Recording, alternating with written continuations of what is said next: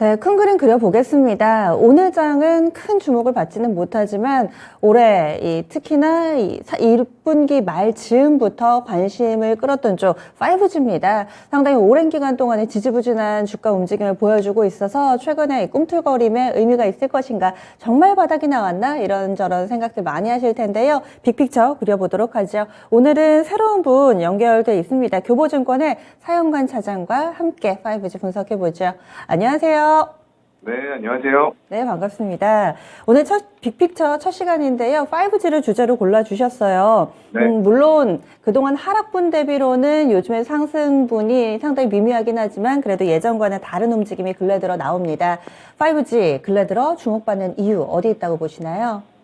글쎄요. 일단은 굉장히 좀 어려운 시간들을 많이 겪었어요. 애증의 종목이라고도 불리는데 정말로 이제 좋은 시기에 너무나도 좋다 얘기가 많이 나오다 보니까 이제 오지 쪽으로 같이 여행들을 떠났다가 돌아오지 못하는 그런 상황들이 좀 펼쳐지고 있는데요. 여기에서 일단 포커스가 되는 부분들은 삼성전자.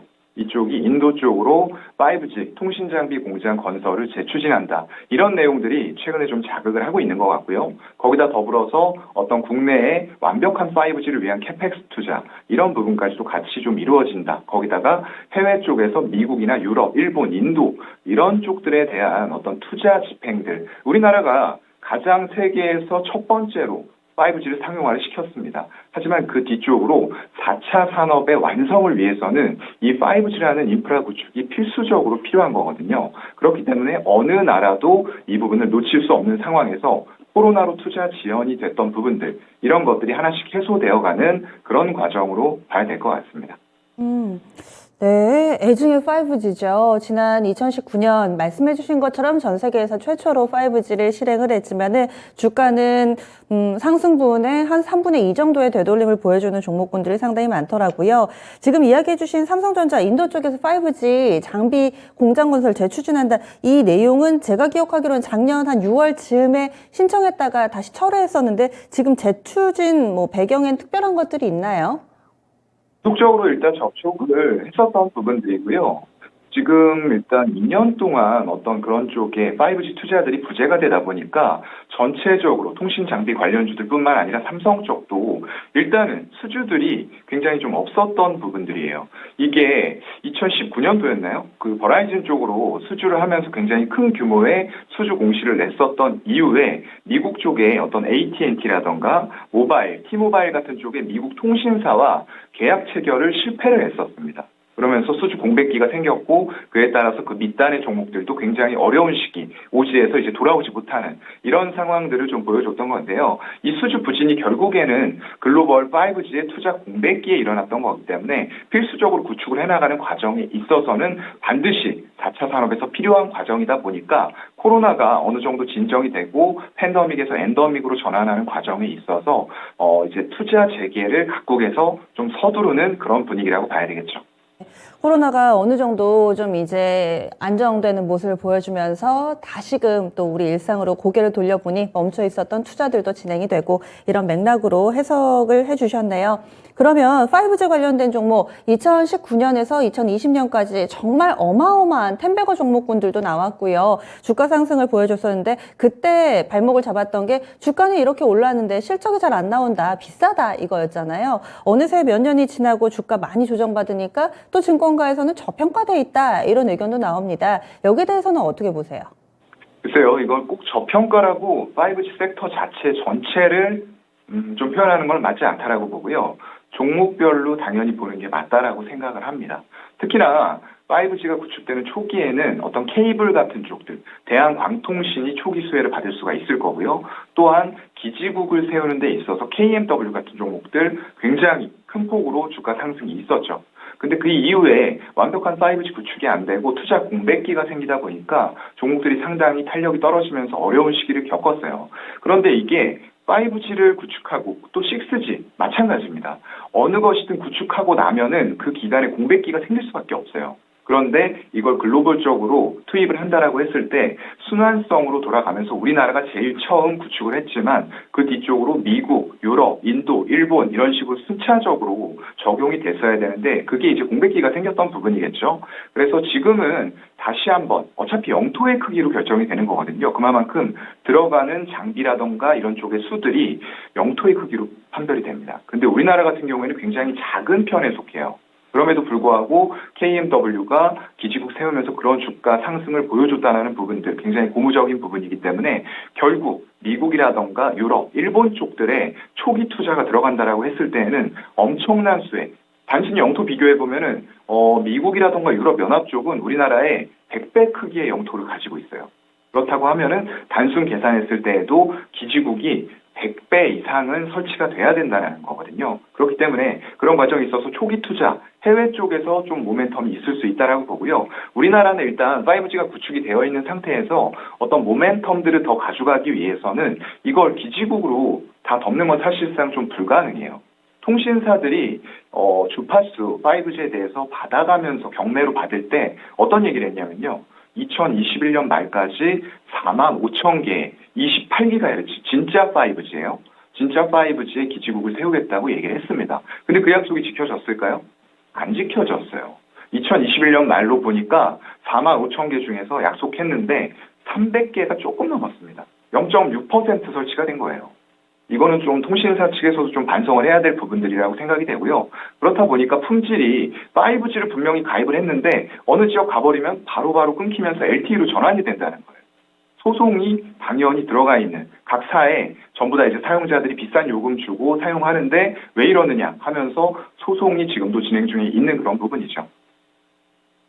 아유, 사이다 발언이 시원합니다. 저도 5G 폰을 샀는데 5G를 아예 막아놨어요. 계속 막 바뀌고 하니까 쓰기 불편하더라고요. 그래서 5G인데 LTE를 여전히 쓰고 있는 그런 분들 많으실 겁니다. 실제로 통신사들이 이런 약속을 지켜내지 못하고 있고 그래서 이 5G 품질이 그에 따라가지 못하고 있다라는 지적은 뭐 꾸준히 있어 왔었죠. 다음은요. 북미 쪽에서 시선을 좀 돌려서 중국 쪽 얘기를 해볼게요. 중국 5G 통신 하면은 화웨이를 빼놓을 수가 없고 이 화웨이를 중심으로 한 미국과 중국 간의 이런 싸움도 어느 정도 이 멍원저우 창업자 딸이죠. 풀려나면서 이 새로운 국면을 맞고 있는데 이 멍원저우 씨가 회장으로 얼마 전에 한 3일자 뉴스에 보니까 회장으로 취임이 됐다라는 소식도 들려오고 이 화웨이도 뭔가 체질 개선을 하려는 그런 발판을 맞이하기 위해서 우리나라 기업들의 러브콜을 보내고 있다고 하던데 현재 상황이 좀 어떻습니까? 글쎄요. 일단은 화웨이가 굉장히 좀 힘든 상황인 건 맞아요. 왜냐하면 미국과 중국의 어떤 무역 전쟁 부분이 계속적으로 이어지고 있는 거거든요. 이건 단순히 무역 전쟁이 아니고요. 결국에는 패권의 문제입니다. 그렇기 때문에 어느 한쪽도 양보를 할 수 없는 그런 상황으로 치닫고 있는 상태에서 쉽사리 합의가 이루어지지 않고 있는 그런 상황인 거죠. 지금 어떤 화웨이 쪽에서는 이런 부분들을 노리고 있는 것 같아요. 한국 대학과의 협업이라던가 화웨이, ICT 아카데미, 교육 이런 쪽에서 자원을 무료로 개방을 하겠다. 그래서 한국 쪽에서 ICT에 특화된 인재들을 양성을 하겠다라는 포부를 밝히면서 협업을 희망을 하고 있어요. 그런데 화웨이가 작년 전체 매출의 한 24%가량을 R&D 쪽으로 투자를 하고 있습니다. 실질적으로 많이 투자를 집행을 하고 있는 부분들이고요. 최근 10년간으로 봤을 때에도 최대 규모로 작년에 R&D 비용을 투입을 했어요. 거기다가 직원 절반이 R&D 인력이라고 지금 알려져 있는 상황이고요. 세계에서 모든 기업들 통틀었을 때 두 번째로 큰 투자 규모를 R&D 쪽으로 지금 집행을 하고 있는 기업이에요. 그만큼 열심히 하고 있지만 일단은 이번에 이제 인도 쪽에 삼성이 공장을 추진한다라고 얘기가 나왔는데 그쪽에서도 사실상 수주가 참여가 불가능한 상황이에요. 왜냐하면 미국 쪽이라던가 글로벌 제재로 막혀있는 상태이기 때문에 그런 거죠. 그래서 결국에는 이런 것들이 아직도 통신장비 시장에서는 화웨이가 절대적인 비중을 차지하고 있는데 지금 2년 동안에 삼성 쪽은 조금 투자 공백기 때문에 작년 기준으로 봤을 때 전체 통신 시장에서 차지하는 비율이 4%가 채 안 돼요. 매출 비중으로 봤을 때요. 그렇기 때문에 이런 쪽에서 화웨이가 다른 쪽 그리고 지금 참여할 수 없는 쪽들을 한번 포섭을 하기 위해서 삼성 쪽에 이런 제안들을 한 게 아닌가라고 생각이 되고요. 그런 부분들에 있어서 삼성이 어떤 좀 모습들을 보여줄지, 이걸 반길지, 아니면은 아예 지금 정부 자체도 어떤 중국보다는 조금 미국 쪽 친화적인 성격들을 보여주고 있거든요. 그렇기 때문에 여러 가지 요인들이 조금 걸림돌이 될 것 같습니다.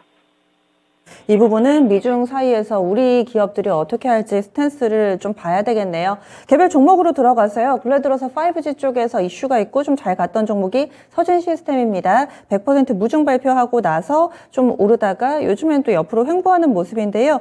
이 종목 어떻게 보세요? 글쎄요. 일단은 무상증자 공시는 굉장히 우호적인 부분이죠. 주가를 단기적으로 움직일 수 있는 부분은 맞는데 중요한 건 무상증자로 주식수가 2배가 늘어났다고 해서 그게 시총이 늘어나는 건 아니거든요. 똑같이 조절해서 시총을 맞추기 때문에 결국은 무상증자를 실시한 이후에도 계속적인 실적의 모멘텀들이 있느냐가 포인트가 되는 겁니다. 근데 그런 면으로 봤을 때 일단은 서진 시스템이라는 기업은 포트폴리오 구성이 굉장히 잘 돼 있어요. 5G가 아까 말씀하신 것처럼 좀 애증의 종목으로 인해서 2년 동안 투자 공백기에 실적들이 굉장히 좋지 않은 모습들을 보여줬습니다. 하지만 서진 시스템 같은 기업들은 포트폴리오가 다변화가 되어 있으면서 어려운 5G의 시기를 굉장히 잘 넘긴 기업이라고 말씀을 드릴 수가 있을 것 같아요. 사실상 이제 에너지 저장 장치라고 불리우는 ESS 쪽, 이게 2021년도 보게 되면은 전년 동기 대비해서 400% 이상 성장하면서 급성장을 하는 모습들을 보여줬고요. 또한 반도체 장비 쪽도 220%의 성장률을 보여줬습니다. 5G 외에도 굉장히 포트폴리오가 다변화되어 있는데 그 사업들이 실질적으로 실적을 잘 내주고 있고 엄청나게 큰 퍼포먼스를 담당을 하고 있다는 거예요. 이런 것들은 투자 공백기에 굉장히 중요한 투자 포인트가 될 것 같고요. 일단은 문제가 되는 거는 역대급 실적임에도 불구하고 이제 많이 발행되어 있는 전환사채 물량이라고 좀 볼 수가 있을 것 같아요. 이게 나중에는 이제 물량 부담으로 돌아올 수가 있는 거거든요. 이게 하지만 이 전환사채를 발행한 금액들을 가지고 뭘 했느냐도 중요합니다. 이쪽은 지금 베트남 공장에서 증설 부분으로 사용을 했어요. 그리고 실질적으로 베트남 법인의 매출을 보게 되면 전년 대비해서 1100%가 증가를 해버립니다. 그만큼 자본을 조달해서 그쪽으로 투입한 효과 그 이상의 효과를 톡톡히 누리고 있는 기업이라고 볼 수가 있을 것 같고요. 순이익도 300억 이상이 그쪽에서 발생이 됐습니다. 그래서 미상환 시비 자체는 주가에 부담이 되는 거는 맞아요. 하지만 그 자금을 어떻게 썼느냐에 따라서 보게 되면은 굉장히 효율적으로 잘 사용하면서 실적 부분에 모멘텀이 되는 부분으로 사용을 했다라고 보여지고요. 하지만 이제 2천억 정도는 전환 청구가 가능한 상태예요. 금액으로 봤을 때요.